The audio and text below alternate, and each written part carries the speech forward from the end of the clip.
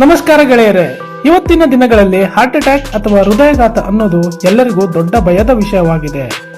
ಮೊದಲೆಲ್ಲ ವಯಸ್ಸಾದವರಿಗೆ ಮಾತ್ರ ಇದು ಬರುತ್ತಿತ್ತು, ಆದರೆ ಈಗ ಯುವಕರಿಗೂ ಹೆಚ್ಚಾಗಿ ಕಾಣಿಸಿಕೊಳ್ಳುತ್ತಿದೆ. ಈ ವಿಡಿಯೋದಲ್ಲಿ ನಾವು ಹೃದಯಾಘಾತದ ಬಗ್ಗೆ ಸಂಪೂರ್ಣ ಮಾಹಿತಿಯನ್ನು ನೇರವಾಗಿ ತಿಳಿದುಕೊಳ್ಳೋಣ. ಅದಕ್ಕೂ ಮುಂಚೆ ನೀವಿನ್ನ ನಮ್ಮ ಚಾನೆಲ್ಗೆ ಸಬ್ಸ್ಕ್ರೈಬ್ ಮಾಡಿಲ್ಲ ಅಂದ್ರೆ ದಯವಿಟ್ಟು ಸಬ್ಸ್ಕ್ರೈಬ್ ಮಾಡಿ. ಹೃದಯಕ್ಕೆ ರಕ್ತವನ್ನು ಪೂರೈಸುವ ರಕ್ತನಾಳಗಳಲ್ಲಿ ಅಡಚಣೆ ಉಂಟಾದಾಗ ಹೃದಯಾಘಾತ ಸಂಭವಿಸುತ್ತದೆ. ರಕ್ತದಲ್ಲಿನ ಕೊಲೆಸ್ಟ್ರಾಲ್ ಅಂಶವು ರಕ್ತನಾಳಗಳ ಗೋಡೆಯಲ್ಲಿ ಶೇಖರಣೆಯಾಗಿ ಗಟ್ಟಿಯಾಗುತ್ತದೆ. ಇದನ್ನು ವೈದ್ಯಕೀಯ ಭಾಷೆಯಲ್ಲಿ ಫ್ಲೇಕ್ ಎಂದು ಕರೆಯುತ್ತಾರೆ. ಈ ಫ್ಲೇಕ್ ಒಡೆದಾಗ ಅಲ್ಲಿ ರಕ್ತ ಹೆಪ್ಪುಗಟ್ಟುತ್ತದೆ ಮತ್ತು ರಕ್ತದ ಹರಿವನ್ನು ಸಂಪೂರ್ಣವಾಗಿ ನಿಲ್ಲಿಸುತ್ತದೆ. ಆಗ ಹೃದಯದ ಸ್ನಾಯುಗಳಿಗೆ ಬೇಕಾದ ಆಮ್ಲಜನಕ ಸಿಗದೆ ಅವು ಸಾಯಲು ಶುರು ಮಾಡುತ್ತವೆ. ಇದನ್ನೇ ನಾವು ಹಾರ್ಟ್ ಅಟ್ಯಾಕ್ ಅಥವಾ ಮಯೋಕಾರ್ಡಿಯಲ್ ಇನ್ಫಾಕ್ಷನ್ ಎಂದು ಕರೆಯುತ್ತೇವೆ. ಹೃದಯಾಘಾತದ ಲಕ್ಷಣಗಳು ಒಬ್ಬರಿಂದ ಒಬ್ಬರಿಗೆ ಬೇರೆಯಾಗಿರಬಹುದು.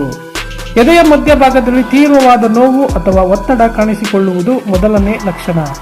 ಯಾರೋ ಎದೆಯ ಮೇಲೆ ಭಾರವಾದ ಕಲ್ಲು ಇಟ್ಟಂತೆ ಭಾಸವಾಗಬಹುದು. ಈ ನೋವು ಕೇವಲ ಎದೆಗೆ ಸೀಮಿತವಾಗಿರದೆ ಕೈಗಳಿಗೆ ಹರಡಬಹುದು. ಸಾಮಾನ್ಯವಾಗಿ ಎಡಗೈನಲ್ಲಿ ನೋವು ಕಾಣಿಸಿಕೊಳ್ಳುತ್ತದೆ, ಆದರೆ ಬಲಗೈ ಮೇಲೆಯೂ ಪರಿಣಾಮ ಬೀರಬಹುದು. ನೋವು ದವಡೆ, ಕುತ್ತಿಗೆ ಅಥವಾ ಬೆನ್ನಿನ ಭಾಗಕ್ಕೂ ಹರಡುವ ಸಾಧ್ಯತೆ ಇರುತ್ತದೆ. ಅತಿಯಾದ ಬೆವರು ಬರುವುದು ಹೃದಯಾಘಾತದ ಪ್ರಮುಖ ಎಚ್ಚರಿಕೆಯ ಸಂಕೇತವಾಗಿದೆ. ಎಸಿ ಅಥವಾ ಫ್ಯಾನ್ ಕೆಳಗೆ ಕುಳಿತಿದ್ದರೂ ವಿಪರೀತವಾಗಿ ಬೇಗುತ್ತಿದ್ದರೆ ಜಾಗರೂಕರಾಗಿರಬೇಕು. ಉಸಿರಾಟದಲ್ಲಿ ತೊಂದರೆ ಅಥವಾ ಉಸಿರು ಕಟ್ಟಿದ ಅನುಭವವಾಗುವುದು ಇನ್ನೊಂದು ಲಕ್ಷಣ. ನಡೆಯುವಾಗ ಅಥವಾ ಮೆಟ್ಟಿಲು ಹತ್ತುವಾಗ ಅತಿಯಾದ ಸುಸ್ತು ಕಾಣಿಸಿಕೊಳ್ಳಬಹುದು. ವಾಕರಿಕೆ ಬಂದಂತಾಗುವುದು ಅಥವಾ ವಾಂತಿಯಾಗುವುದು ಕೂಡ ಒಂದು ಲಕ್ಷಣ. ಮಹಿಳೆಯರಲ್ಲಿ ಮತ್ತು ಸಕ್ಕರೆ ಕಾಯಿಲೆ ಇರುವವರಲ್ಲಿ ಈ ಲಕ್ಷಣಗಳು ವಿಭಿನ್ನವಾಗಿರಬಹುದು. ಅವರಿಗೆ ಎದೆ ನೋವಿನ ಬದಲು ಕೇವಲ ಸುಸ್ತು ಅಥವಾ ತಲೆಸುತ್ತು ಬರಬಹುದು. ಬಹಳಷ್ಟು ಜನರು ಹಾರ್ಟ್ ಅಟ್ಯಾಕ್ ಅನ್ನು ಗ್ಯಾಸ್ಟ್ರಿಕ್ ಸಮಸ್ಯೆ ಎಂದು ನಿರ್ಲಕ್ಷಿಸುತ್ತಾರೆ. ಗ್ಯಾಸ್ಟ್ರಿಕ್ ಸಮಸ್ಯೆ ಇದ್ದಾಗ ಎದೆಯ ಮೇಲ್ಭಾಗದಲ್ಲಿ ಉರಿ ಅಥವಾ ಎಸಿಡಿಟಿ ಇರುತ್ತದೆ. ಆದರೆ ಹೃದಯಾಘಾತದ ನೋವು ದೈಹಿಕ ಶ್ರಮ ಪಟ್ಟಾಗ, ಅಂದರೆ ನಡೆದಾಗ ಹೆಚ್ಚುತ್ತದೆ. ವಿಶ್ರಾಂತಿ ಪಡೆದಾಗ ನೋವು ಸ್ವಲ್ಪ ಕಡಿಮೆಯಾದರೆ ಅದು ಹೃದಯಕ್ಕೆ ಸಂಬಂಧಿಸಿದ ತೊಂದರೆ ಇರಬಹುದು. ಸಂಶಯವಿದ್ದಾಗ ಮನೆಯಲ್ಲಿ ಕುಳಿತುಕೊಳ್ಳದೆ ಕೂಡಲೇ ಆಸ್ಪತ್ರೆಗೆ ಹೋಗುವುದು ಜೀವ ಉಳಿಸುತ್ತದೆ. ಹೃದಯಾಘಾತಕ್ಕೆ ಮುಖ್ಯ ಕಾರಣಗಳೆಂದರೆ ಅತಿಯಾದ ರಕ್ತದೊತ್ತಡ ಅಥವಾ ಬಿಪಿ, ಸಕ್ಕರೆ ಕಾಯಿಲೆ ಅಥವಾ ಡಯಾಬಿಟಿಸ್ ಕೂಡ ರಕ್ತನಾಳಗಳನ್ನು ಹಾನಿ ಮಾಡುತ್ತದೆ. ಅತಿಯಾದ ಕೊಲೆಸ್ಟ್ರಾಲ್ ಅಂಶವು ಹೃದಯಕ್ಕೆ ದೊಡ್ಡ ಶತ್ರುವಾಗಿದೆ.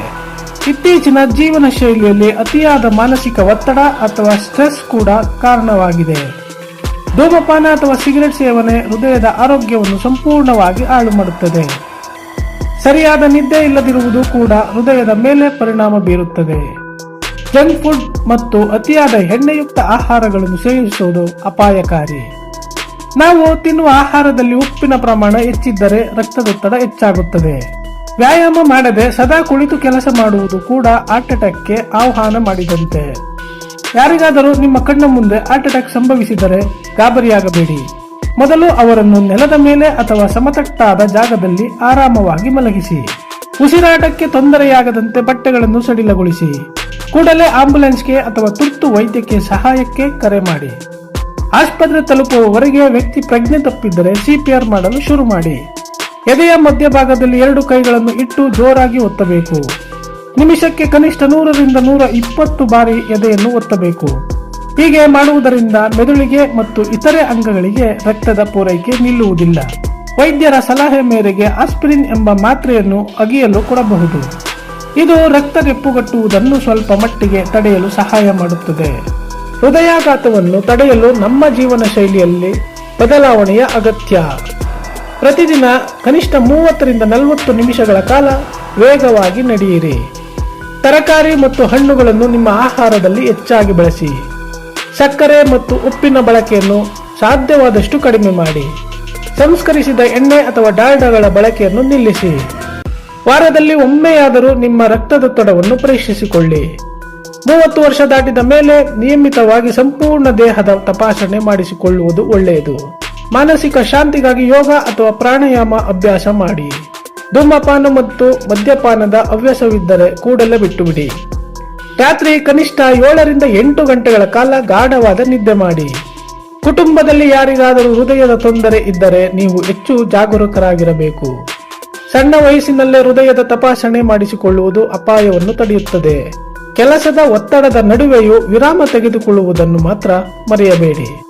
ಎದೆ ನೋವು ಕಾಣಿಸಿಕೊಂಡ ತಕ್ಷಣ ಅದನ್ನು ಕೇವಲ ಗ್ಯಾಸ್ಟ್ರಿಕ್ ಎಂದು ನಿರ್ಲಕ್ಷಿಸಬೇಡಿ.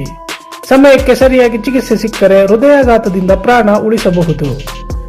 ಮೊದಲ 1 ಗಂಟೆಯನ್ನು ಗೋಲ್ಡನ್ ಅವರ್ ಎಂದು ಕರೆಯಲಾಗುತ್ತದೆ. ಈ 1 ಗಂಟೆಯೊಳಗೆ ಚಿಕಿತ್ಸೆ ಸಿಕ್ಕರೆ ಹೃದಯಕ್ಕೆ ಆಗುವ ಹಾನಿ ಕಡಿಮೆಯಾಗುತ್ತದೆ. ಹಾರ್ಟ್ ಅಟ್ಯಾಕ್ ಬಂದ ನಂತರ ಚಿಕಿತ್ಸೆ ಪಡೆಯುವುದಕ್ಕಿಂತ ಬರದಂತೆ ತಡೆಯುವುದು ಉತ್ತಮ. ಇಸಿಜಿ ಮತ್ತು ಎಕೋ ಟೆಸ್ಟ್ ಮೂಲಕ ಹೃದಯದ ಆರೋಗ್ಯವನ್ನು ತಿಳಿಯಬಹುದು. ವೈದ್ಯರು ಸೂಚಿಸಿದ ಮಾತ್ರೆಗಳನ್ನು ಅರ್ಧಕ್ಕೆ ನಿಲ್ಲಿಸಬೇಡಿ. ನಿಮ್ಮ ತೂಕವನ್ನು ಯಾವಾಗಲೂ ಹತೋಟಿಯಲ್ಲಿ ಇಟ್ಟುಕೊಳ್ಳಿ.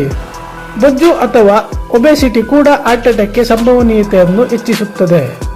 ಮನೆಯಲ್ಲಿ ತಯಾರಿಸಿದ ತಾಜಾ ಆಹಾರಕ್ಕೆ ಮೊದಲ ಆದ್ಯತೆ ನೀಡಿ. ಹೊರಗಿನ ಕಲಬೆರಕೆ ಆಹಾರಗಳಿಂದ ದೂರವಿರಿ. ಹೃದಯಾಘಾತದ ಬಗ್ಗೆ ಇರುವ ತಪ್ಪು ತಿಳುವಳಿಕೆಗಳನ್ನು ದೂರ ಮಾಡಿ. ಇದು ಕೇವಲ ಪುರುಷರಿಗೆ ಮಾತ್ರ ಬರುವುದಿಲ್ಲ, ಮಹಿಳೆಯರಿಗೂ ಬರುವ ಸಾಧ್ಯತೆ ಇರುತ್ತದೆ. ಆಧುನಿಕ ವೈದ್ಯಕೀಯ ಲೋಕದಲ್ಲಿ ಹೃದಯಾಘಾತಕ್ಕೆ ಉತ್ತಮ ಚಿಕಿತ್ಸೆಗಳಿವೆ. ಆಂಜಿಯೋಪ್ಲಾಸ್ಟಿ ಅಥವಾ ಬೈಪಾಸ್ ಸರ್ಜರಿ ಮೂಲಕ ಜೀವ ಉಳಿಸಲಾಗುತ್ತದೆ. ಆದರೆ ಇವೆಲ್ಲದಕ್ಕಿಂತ ಮುನ್ನೆಚ್ಚರಿಕೆ ವಹಿಸುವುದು ನಮಗೆ ಯಾವಾಗಲೂ ಲಾಭದಾಯಕ. ನಿಮ್ಮ ಆರೋಗ್ಯದ ಬಗ್ಗೆ ನೀವೇ ಕಾಳಜಿ ವಹಿಸಬೇಕು. ಇತರರಿಗೂ ಈ ಮಾಹಿತಿಯನ್ನು ಹಂಚಿಕೊಳ್ಳುವ ಮೂಲಕ ಅರಿವು ಮೂಡಿಸಿ. ಸಣ್ಣ ಲಕ್ಷಣಗಳು ಕಂಡು ಬಂದರೂ ವೈದ್ಯರ ಬಳಿ ಹೋಗಲು ಹಿಂಜರಿಯಬೇಡಿ. ಜೀವನ ಅಮೂಲ್ಯವಾದುದು. ನಿಮ್ಮ ಹೃದಯವನ್ನು ಜೋಪಾನವಾಗಿ ನೋಡಿಕೊಳ್ಳಿ. ಈ ಮಾಹಿತಿ ನಿಮ್ಮ ಆರೋಗ್ಯ ಕಾಪಾಡಲು ನೆರವಾಗಿದೆ ಎಂದು ನಾವು ಭಾವಿಸುತ್ತೇವೆ. ಸ್ನೇಹಿತರೆ, ಈ ವಿಡಿಯೋ ನಿಮಗೆ ಇಷ್ಟ ಆಗಿದ್ರೆ ದಯವಿಟ್ಟು ಲೈಕ್ ಮಾಡಿ, ಶೇರ್ ಮಾಡಿ. ಏನಾದರೂ ಅನಿಸಿಕೆಗಳಿದ್ರೆ ಕಮೆಂಟ್ ಮಾಡಿ ಅಂತ ಹೇಳ್ತಾ ಈ ವಿಡಿಯೋನ ಮುಗಿಸ್ತಾ ಇದ್ದೀವಿ. ಧನ್ಯವಾದಗಳು.